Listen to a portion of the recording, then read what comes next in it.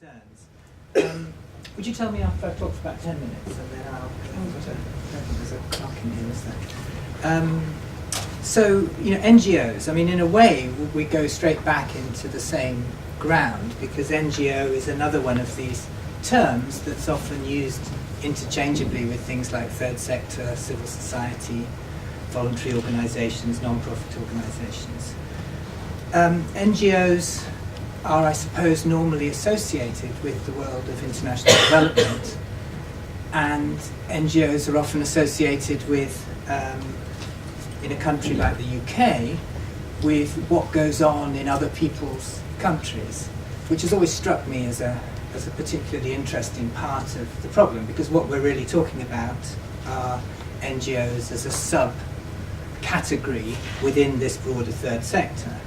NGOs normally associated with international development, with human rights, with environment, but also in many societies with missionary work, with political organisations, with arts and leisure and recreation. I mean, the more you go into it, the more you realise that these terms can get very blurred and ambiguous. So NGO is an imprecise sort of acronym, and I think it's useful to maybe talk about the broad way in which it's used and the narrow way it's used. And the broad way is that it encompasses a whole wide range of non-state organisations, ranging from small-scale community-based groups, informal organisations, right up to large-scale, highly professionalised, formal organisations. That's really the broad sort of definition. Any of these non-state, non-business groups are sometimes, described as NGOs. But then there's a narrower sense in which it's used to refer to a subgroup of organisations that work in the broad field of development. The problem then is, this word, development, and while people might associate the word development with work in a so-called developing country, isn't development work also the kind of work around poverty and deprivation that might go on at the end of your street in London? So really all of these words require quite a lot of unpacking and carry a whole range of assumptions. But if we take that narrow definition of NGO as a non-state, non-profit development organisation, then we can break it down into what people sometimes call northern NGOs, i.e. organisations like Oxfam that may have their headquarters in a country like Britain, but predominantly work in the third world. And then we also have a huge amount of NGOs working in developing countries that are from developing countries. So we have southern NGOs. And most of my work, most of my academic work has taken place in Bangladesh, and Bangladesh has probably one of the largest indigenous NGO sectors of any country. Now what's interesting about NGOs and development is that the discussion of NGOs in development is a relatively recent phenomenon. When I studied development studies sort of back in the, maybe it seems like a long time ago to you guys, back in the sort of early to mid-80s, I did a whole master's course in development studies, and I don't think the word NGO was mentioned once, during the whole year. It just wasn't something that was part of the world of international development. You talked about, governments, and you talked about donors, and you talked about development theory, you talked about development practice, but you didn't talk about NGOs. So it's all happened quite quickly, and I want to talk a little bit about that history very briefly, because of course NGOs are not themselves new. NGOs have been around for a long time. NGOs go right back to, for example, in a period after the First World War, League of Nations, lots of international NGOs active around things like labour rights. Organisations like, say, the Children Fund were set up after the First World War in 1919. Organisations like Oxfam were set up in the 40s. CARE, a US NGO, was sending food packages to Europe after the Second World War, set up in 1946. The word NGO didn't start being used until the United Nations was established, and the acronym NGO actually comes from the UN, where it was given organisations that were not part of government but were given observer status in the UN Assembly were given this official designation NGO. So it has a very specific history, which I think is often not recognised. But I think,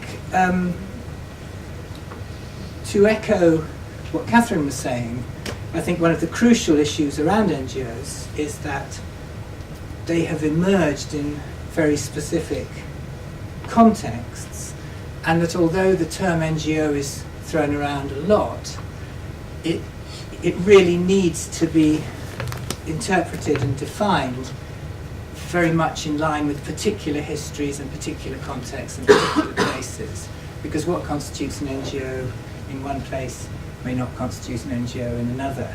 I mean, I always give an example which I always find useful, and maybe it's sort of one extreme to the other, but certainly some of you will have heard of BRAC, an organisation in Bangladesh which is probably the largest NGO in the world, and it's a huge organisation that works nationally in Bangladesh. It generates nearly all of its own funding through its own non-profit market activities. It does a whole range of work, from service delivery to advocacy to legal advice to practically, to sort of emergency relief. It's now working in other countries outside Bangladesh. It works in Africa, works in other parts of Asia. I think it also has some microfinance activities in East London too, that it recently started. But on the one hand, you have these massive bureaucratic, and I don't mean that in a pejorative sense, I just mean in an organisational sense, organisations. And then about 10 years ago, I happened to be visiting Nigeria, and I was meeting different organisations in Nigeria, and I came across a very interesting organisation at the other extreme of the spectrum, which was an organisation called Educare, which very proudly presented itself as a one-person NGO. And it was basically it was a medical doctor who had set up this organisation to try to provide volunteer support to secondary schools in that part of Nigeria, and these schools were completely, devoid of educational materials or anything. And he organised exhibitions, and he organised local volunteers and students and secondary school students to go into schools regularly and to do presentations, to collect materials like posters and sort of awareness-raising materials. And he'd been offered money by funders and people to try to scale up this work. But he was basically saying, no, this is a one-person NGO, this is what I want to do, this is my contribution. I don't want to grow because, it'll lose what it is, what's valuable about it. And it always made me think that actually with those two extremes, I think they're both really interesting organisations, and they both, just as easily represent a model of a viable NGO, which, of course, if you look at it, has various sort of strengths and weaknesses, but which I think are both, perfectly valid. So the development NGO in the modern sense became prominent from the late 1980s, I would say. And that's when suddenly NGOs became touted as part of the solution to a whole range of development problems. NGOs were sort of discovered at this time, particularly by international development donors, but also by activists. And NGOs were seen as providing a fresh perspective, new solutions to what were very long-standing development problems. And they offered a sort of a reframing of international development assistance, which up until that time was about governments providing aid and technology to other governments. And on the one hand, NGOs were seen as providing alternative development ideas about local voice and participation, ideas about empowerment, about gender, about sustainability, a whole range of issues. And they started to be seen as offering a sort of vision of people-centred development that challenged the mainstream. But at the same time, you also had another set of claims being made about NGOs, and of course the 1980s was the time when neoliberal ideology was in the ascendant, beginning to be in the ascendant, and here NGOs became seen as being part of the effort to liberalise economies, and it was the private identity of NGOs that was stressed rather than any claims about their innovativeness or their alternativeness. And so NGOs were seen as part of the attempt to undertake structural adjustment reforms and as part of the new public management agenda that was talking about trying to build more cost-effective alternatives to the delivery of services by public agencies.